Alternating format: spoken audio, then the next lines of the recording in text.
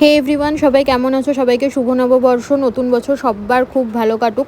তো আজকের ব্লগে আমি দুদিনের শান্তিনিকেতন ট্রিপ ডিটেলস নিয়ে আলোচনা করব। দুদিনের জন্য শান্তিনিকেতন গেলে কোথায় থাকবে, কি খাবে অ্যান্ড কোথায় ঘুরতে পারো, সমস্ত কিছু আলোচনা করব। তো বেসিক্যালি আমরা 25 জানুয়ারি যাই এবং 27 জানুয়ারিতে ব্যাক করি। তো 25 জানুয়ারি সকাল 10টা 10-এ আমরা হাওড়া থেকে শান্তিনিকেতন এক্সপ্রেসে উঠি, যেটা বোলপুরে নামায় আমাদের 1টা 10-এ। তো শান্তিনিকেতনের সেই ক্রেজটা, বাউল গানটা আফটার বর্ধমান আমরা দেখতে পাই। রস খেয়ে হয়ে মাতা হাত ফুট লাগাই ঘোরার লাগাম, সেই লাগাম খানা ধরে দেখো কুঞ্জনা গো। তো বেশ গান শুনতে শুনতে ভালোই লাগছিল ট্রেনের জার্নিটা। তো ওইটাই একটা ছোট্ট ক্লিপ ভাবলাম তোমাদের সাথে শেয়ার করি। তো এটাই জাস্ট আমি আমার ব্লগটায় আপলোড করলাম। তোমার ঘরে দেন স্টেশনের বাইরে এসে আমরা একজন টোটোকে বুক করি আমাদের লজে যাওয়ার জন্য। আমাদের লজ ছিল মা সারদা লজ। লজের সমস্ত ডিটেলস আমার ডিসক্রিপশানে দিয়ে দেবো, তোমরা থেকে দেখতে পারো। খুবই ভালো ফেসিলিটি এবং থাকার ব্যবস্থা খুব ভালো। তো লজে গিয়ে আমরা ড্রেস চেঞ্জ করে লজের পাশেই একটি রেস্টুরেন্ট ছিল, সেখানে এরকম বাঙালি খাবার খেয়ে নিই, যেটা দারুণ ছিল খাবারটা। খাবার খাওয়ার পর আমরা সেই টোটো দাদাকেই বুক করি আমাদের দুদিনের জন্য ঘোরানোর জন্য এবং তারপরের দিন স্টেশনে ছেড়ে দেওয়ার জন্য। তো আমাদের টোটাল তার সাথে কথা হয় 2500 টাকা, 2500 টাকা। তোমরা কথা বলে কমও করতে পারো। তো ওনার ব্যবহারও খুব ভালো ছিল। তো আমাদের ফার্স্ট ডেস্টিনেশন ছিল সোনাঝুরির হাট, যেটা না দেখলে শান্তিনিকেতন ঘোরা জাস্ট বৃথা। তো সোনাঝুরির হাটে গিয়ে আমরা খুবই মজা করেছি। সব থেকে বেশি মজা করেছে আমার মা, খুব সুন্দর সেদিন নেচেছে, আমরা জাস্ট অবাক হয়ে গেছি। এবং ভিডিওগ্রাফার হিসেবে ছিল আমার দিদি। দেন ওখানে গিয়ে আমরা সমস্ত হাটে কেনাকাটা করি, নাচ গান করি এবং হাটে যাওয়ার আগে একটি জায়গা ছিল যেখানে সমস্ত বাংলা বইয়ের শুটিং হয়ে থাকে, এখানে একটু ফটোশ্যুট করি এবং এনাদের সাথেও আমরা ফটোশ্যুট করি, বেশ ভালো লাগছিল। দেন আবার আমরা নাচের একটি ভিডিও ক্লিপ তোমাদের সাথে শেয়ার করি।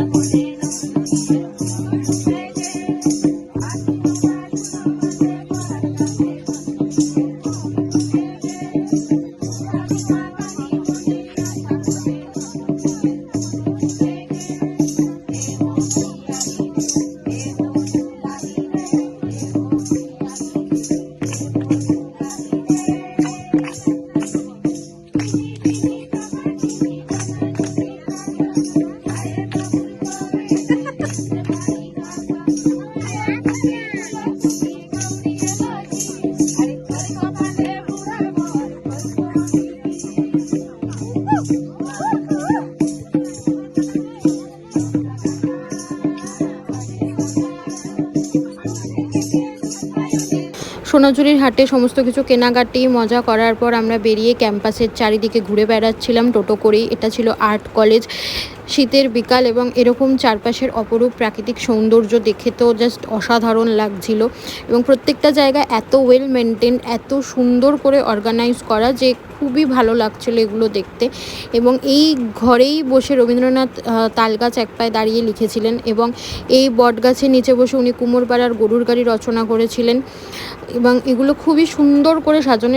এটাও পুরো একটা ক্যাম্পাসের পার্ট ছিল এবং ওখানে অনেক বাড়ি ছিল। এই বাড়িটির নাম ছিল দক্ষিণ হাওয়া। ফুলগুলো এত সুন্দর সাজানো, জাস্ট বাড়িটা দেখে চোখ জুড়িয়ে যাবে যে কারুর।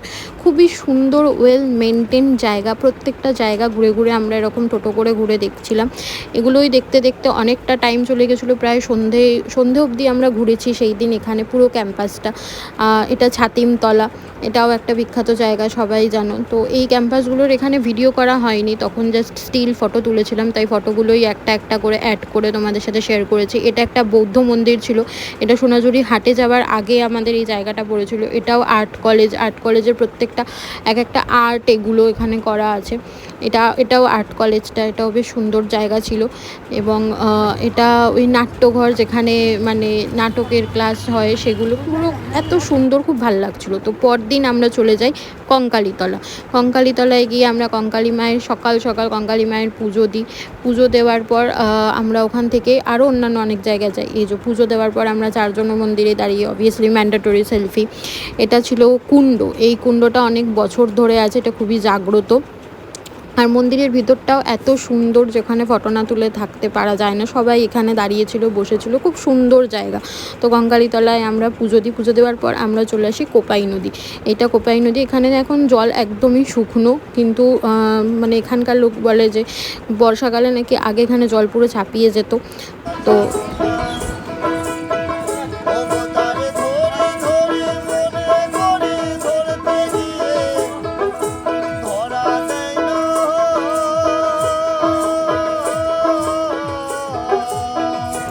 কোপাই নদীর বাইরে বসে এই বাউলটি অনেকক্ষণ ধরে গান গাইছিল, যেটা আমি একটু ছোট্ট ভিডিও করি। খুবই সুন্দর লাগছিল শুনতে।